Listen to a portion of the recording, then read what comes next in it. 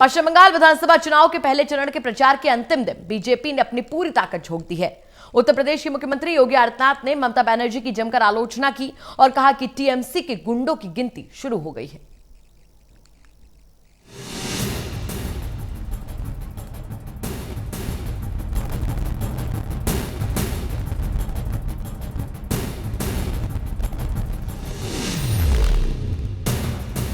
पश्चिम बंगाल के चुनावी घमासान में एक बार फिर यूपी के सीएम योगी आदित्यनाथ ने हुंकार भरी। गुरुवार को बंगाल के सागर और नंदीग्राम में यूपी के सीएम ने रैली को संबोधित किया। सागर में यूपी के सीएम योगी आदित्यनाथ ने रैली को संबोधित करते हुए ममता बनर्जी पर जमकर निशाना साधा और कहा कि ममता दीदी भगवा रंग से घबरा गई हैं। ये भगवा रंग भारतीय संस्कृति का प्रतीक है। योगी बोले, भगवा रंग पहनकर ही स्वामी विवेकानंद ने दुनिया को संदेश दिया था।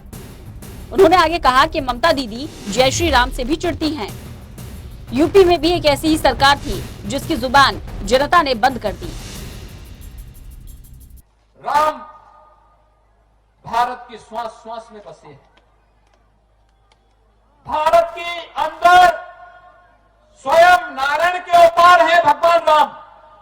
राम भारत की मर्यादा है, भारत की संस्कृति है, लेकिन राम का विरोध ममता दीदी बंगाल की धरती पर करती है। कहती है जय श्री राम का नारा मत लगाओ। दीदी का तो विश्वास है कि जय श्री राम को बोलने पर प्रतिबंध लगा दो।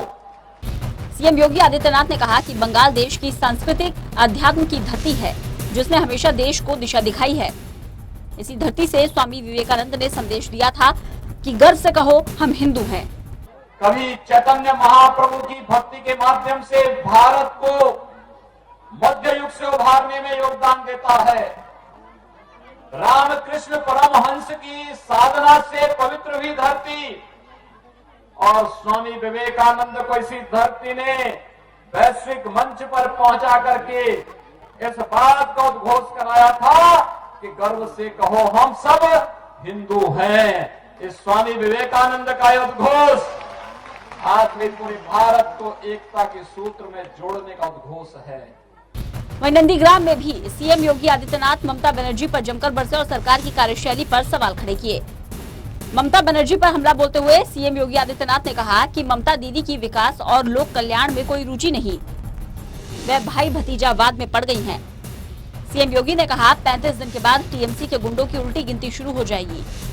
उन्होंने आगे कहा कि केंद्र सरकार ने 1000 करोड़ रुपए अम्फान के लिए भेजे, लेकिन सारे पैसे टीएमसी के गुंडे खा गए।